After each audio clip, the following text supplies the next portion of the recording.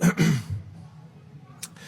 any case, when I was 28, to make a long story short, some friends of mine gave me a copy of the Quran. And one night I was sitting in Diamond Heights, my apartment in Diamond Heights in San Francisco. I was working that time at the University of San Francisco. I was 27, 28 at that time, I can't remember. And I ran out of stuff to read, and I took this gift that my friends gave me and I began to read it. And I came to the first verse. Well, I opened the Quran, read the first page, and then the second, and then very quickly, in the second surah, about 37 verses into the Quran, I came upon the story of mankind. And I have to admit, I read through it very quickly. It was about 9, 10 verses long, the story of the first man and woman. And I recognized some of the details. It was similar to what I had learned when I was a child, but I noticed that there was something wrong. It was apparent to me that whoever authored this Quran, of course I wasn't a Muslim at the time, so I didn't have any idea who that was, whoever authored this Quran clearly did not understand the real meaning of the story. Because they had obviously gotten the details confused. They didn't even understand the whole purpose of the story. And so I just read through it once, and then I read through it again, just to try to see what kind of point the author was making. And then I read through it a third time and a fourth, and then I realized this is something strange going on here. I'm going to read this much more carefully. I'm going to need to go through this story line by line, verse by verse, because it's obvious that the author is trying to bring out another point. And I wasn't quite sure what it was, but definitely he packs a lot of meaning into almost every word. And I thought the writer at least seems to have a great measure of brilliance. And so I'll try to sort of take you through what my experience was as quickly as I can. So I came to the 30th verse of the second surah, Surah Al-Baqarah. And it began like this.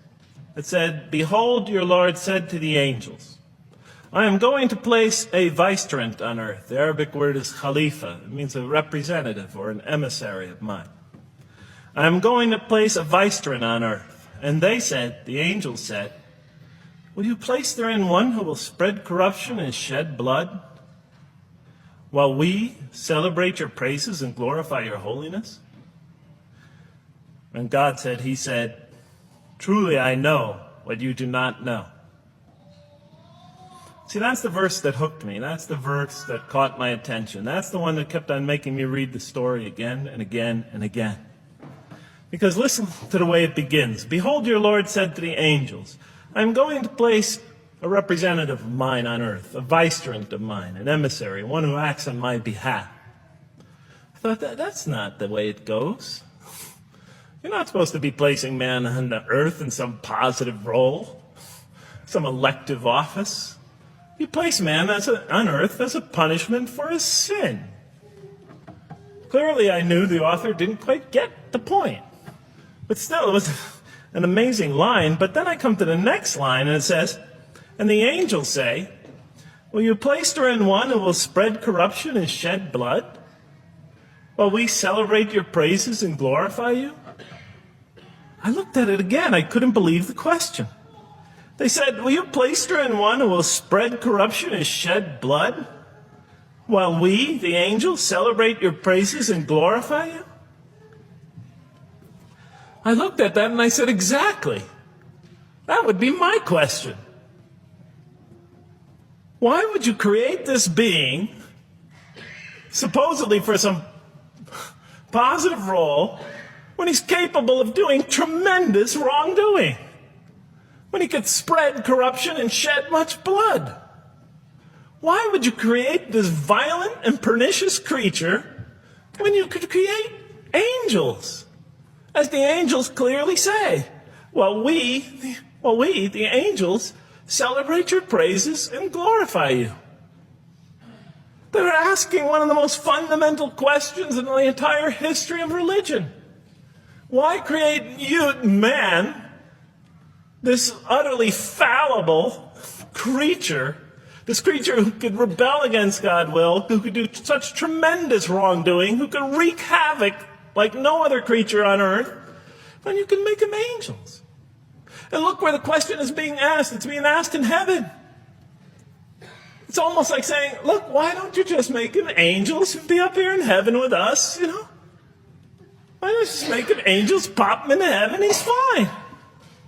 Why would you put him on earth where he can feel distant from you, where he can work out his worst criminal tendencies, act them out, feeling somehow independent and apart from you and free to do whatever he wants, when you could just make them angels and put them into heaven and make them perfectly submissive to your will? I looked at that question and said, that's my question. I'm not even a single verse into the story of mankind, and there before me I see my question. That whole question, everything that I ever thought, everything that I ever experienced, everything that I ever knew was in that question. It was as if the author took my life and wanted to pick out exactly the right question to humiliate me, to provoke me, to anger me. Why create man, this most destructive and violent creature, when you could make them angels? And then look at the answer. And he said, God said, truly I know what you do not know. In modern parlance, we would say, I know exactly what I'm doing. I read that and said, what? You know what you do not know? You know exactly what you're doing? Well, please inform me. Tell me what you're doing. Because, I'm 28 years old and I haven't figured out yet. And I have a lot of issues that I'm still dealing with that's connected to this question. You can't just get off that easy. You can't just tell me you know exactly what you're doing. Not after what I've been through. Not after you made me this way. And then I realized, of course, I was arguing with a God I didn't even believe in. And that would happen several times as I read through the Quran. And sometimes I would just get into so agitated by what I read, I'd start arguing with this voice that I'm reading before me, that's calling to me. So we turn to the next verse. Well, it turns out that the Quran just doesn't dismiss the question. It starts to answer it a little bit. And in the next verse it says, and he taught Adam, God taught Adam, the names of all things. And then he placed them before the angels and said, tell me their names if you are right. So this verse is clearly referring to the previous one. But notice what it says. Now, I from my own background, I remember Adam naming things, but it wasn't connected to any answer to any philosophical question.